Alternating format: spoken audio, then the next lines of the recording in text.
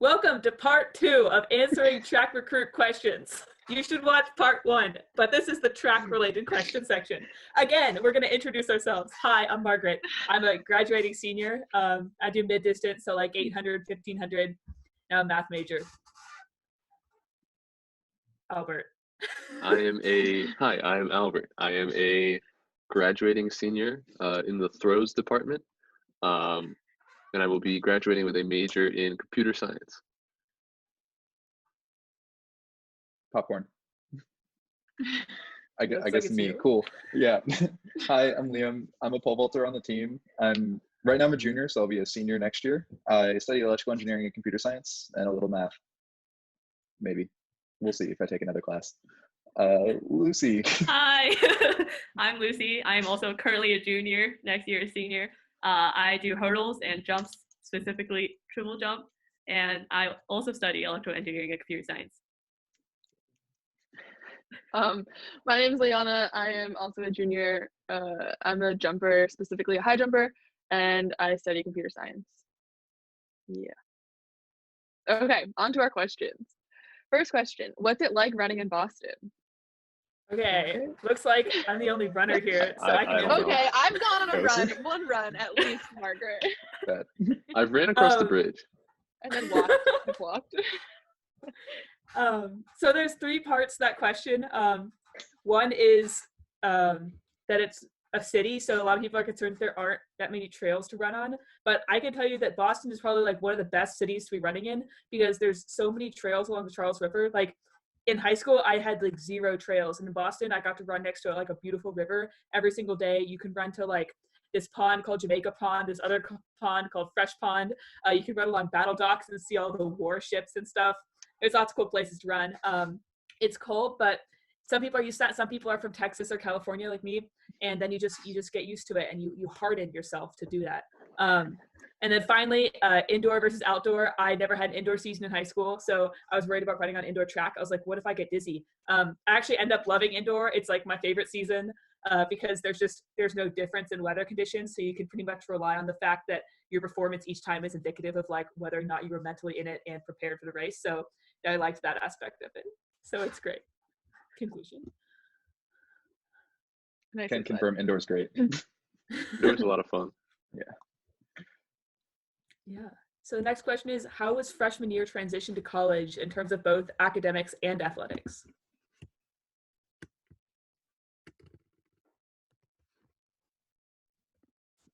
I guess in terms of just kidding, Lucy. No. Let's go there. Yeah. Sure. I don't know. For me, it was weird at first because you have so much more freedom in college, and you like the only things when you go into college, you're like, oh, I have to work sometimes, and you're like, what do I do with all of my other time? So for me, that was the weirdest part about it. I had no idea what to do with my free time, and ended up in freshman fall, actually, since you have P&R, you actually get a lot of time to socialize with people, and then that really helps the transition, I think, because academics are important, but of course, when you're on P&R, you don't have to focus on them as much, and you can really, like for me, I had a really good time, like getting to know people in my dorm, getting to know other parts of the track team. So yeah, that was the weirdest part of the transition for me. It was the extra free time. How about athletically? Well, I had a really, really, really bad freshman season, but we came out all right, apparently. I don't know. Honestly, I didn't feel like it was a weird transition or difficult. I trained every day in high school. I trained every day in college. But yeah, I had horrible results, and I guess sometimes you just don't realize like the effect of maybe an increased workload or just a new environment. Sometimes you don't realize what effect that's going to have on yourself. So it's okay if you have, a bad season, a bad year, because that transition takes longer for some people.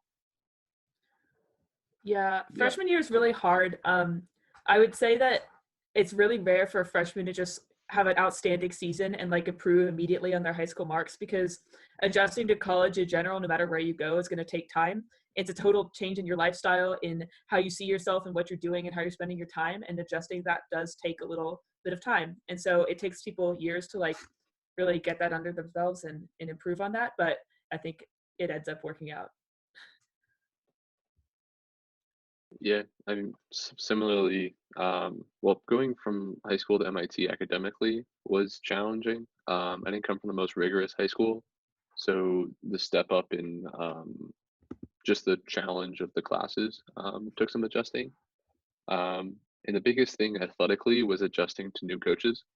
Um, I was coached by my dad for most of my life, so kind of going from one coaching style to a different coaching style. It took me pretty much all of freshman year to really get on the same page. And as a thrower, kind of adjusting to heavier implements was kind of something to deal with. But overall, it was a good change. I adjusted um, and just smooth sailing from there. Cool. Before coming to MIT, I moved a lot. Not I wasn't an army kid. I just family just happened to travel and just like I moved to like across the country. I went from New York to Miami before I showed up. So moving in general wasn't that hard for me. And it actually I had a really nice transition because I found myself being more comfortable in like both athletically and academically. I found people who wanted to work in school. I found people who were passionate about what they were doing. So the increased workload is not bad because even doing triple the hours was nice because you're doing the triple the hours with people who liked also studying those things. Also, with comes with moving is changing coaches a lot. So if you're used to finding new perspectives, it's usually a really great way to increase marks if you're ready for it. Or maybe it's like a transition time, but you don't always have to have like a bad transition into college. It could make things a lot better for you. Like you might find a community that you're really comfortable in, and then you can thrive within that zone. So it's like MIT bubble is a thing. And for me, it was just a phenomenal place to not isolate, but just develop within a sphere of people I loved and coaches who could kind of speak the same language as me. All the coaches are really intelligent and all your teammates know what they're doing. So if like you all have to take physics at some point in your time, so it's like you can use that same language of math to like increase your scores or like your mental fortitude, which is great. So it's like using the gifts that MIT gives in an athletic sense can help you like emergently get better in all of your skills at the same time, which is really fun. Is the team your main friend group? Friend group. No, for me, no. I spend most of my free time with my fraternity where I live, so that's my main friend group.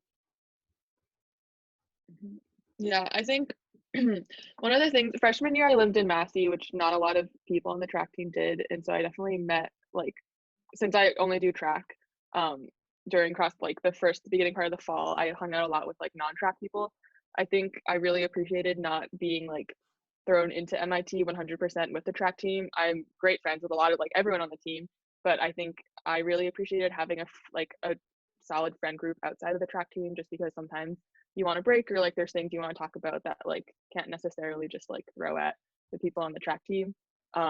So yeah, I don't know, yes and no for me, I guess. Yeah. My freshman year, I did cross country, and I would say the cross country team, since it's immediate, gets really close knit really fast. And so my first 2 years, my closest friends were completely on the team, and I spent 100% of my time with people on the team. But then my junior and senior years, I spent more of my time with my sorority or people who had left the team for some reason or another. And so like about half of my closest friends are on the team and half of them aren't. So it's a good mix. Okay. Can you study abroad and keep up with training? Not really. If you decide to go abroad for a semester, you can't be on the track team anymore just because either in the fall or the spring semester, you will be gone for the season. And so that's just not possible because you won't be here to compete with the team. Yeah. You know, in the Adding summer on, though. oh, continue. Oh yeah, you can study abroad in the summer. Misty is a lot of people do Misty, so you can go over the summer to either study or do research or work somewhere sponsored by MIT, which is totally doable. I actually can't speak to it. I've never done it, but I've heard great things from it. Mhm. So I did Misty China my freshman year. Yeah, it's over the summer, so it has no effect on your track team status. But just adding on to that, IAP the independent activities period in January is part of the track season. I know like a lot of people from MIT want to go abroad during that time or just travel in general, but you do have to be on campus during IUP for the track season. Yeah. But you can also get a job. So it's like if you are studying a field that offers internships, you can go get internships in Boston. Like it's a very industrial city that you can find a pretty solid, like you can get good experience there. Either you can year off during that time, but just like make sure you need to be around in Boston for that period so you can run or jump, throw.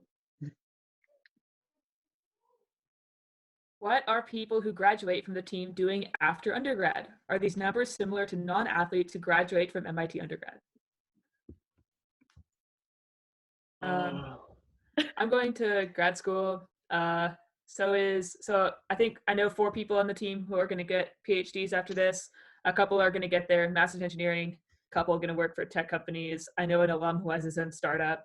People do different stuff. Yeah. Yeah. Coach Taylor also has a sheet where you can kind of keep up with alumni, both for like networking and trying to get internships or just like figuring out where people end up. So there's, I don't know if it's shared with recruits yet, but eventually you'll see where our people end up, like empirically. Yeah. And I think Coach Taylor has a bunch of stats on, how the track team on average relates to the general student body as far as going into the workforce or going into academia. Personally, I'm going into the workforce. I'm going to go work for a pretty established startup in San Francisco, unless the quarantine gets us. But yeah, I mean, MIT is really diverse, and so is the track team. So people do all sorts of things. If you're wondering And- if track will make you like less successful because you won't have time to do other stuff, the answer is no. Like I think there's tons of stats saying that like people in athletics MIT end up like having many opportunities that maybe they wouldn't otherwise, and also have higher GPAs on average on Mhm. track. I even think starting salaries might be higher as well. Yeah. Well, I mean, it teaches you to work on teams, so it makes sense that would be true. Cool. Yeah. So do team-based competitions if you want jobs later. Cool. Finally, the winner question: does Coach Taylor get less scary when you get to know him better? Yes. Yes. I got yes. Yeah. Yes and no. Like on a one-on-one, definitely.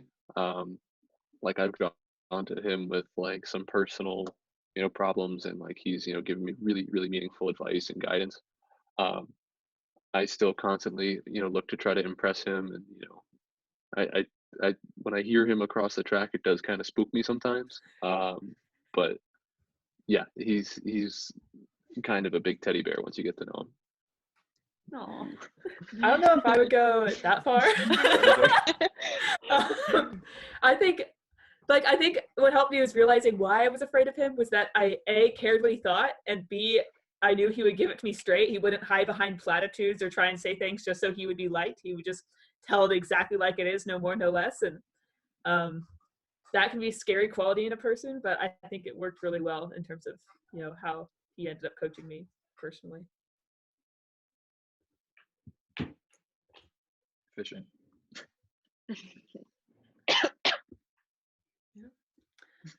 Those were all our Cool. nice Lucy.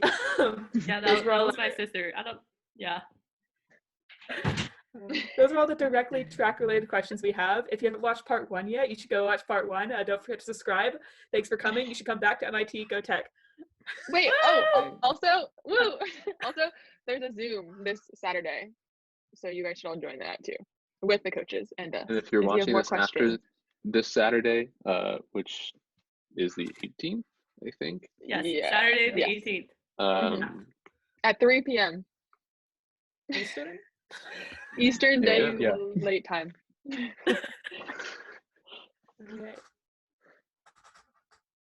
Cool. Yeah. Nice to meet you Cool. all. I hope soon. Bye. Bye.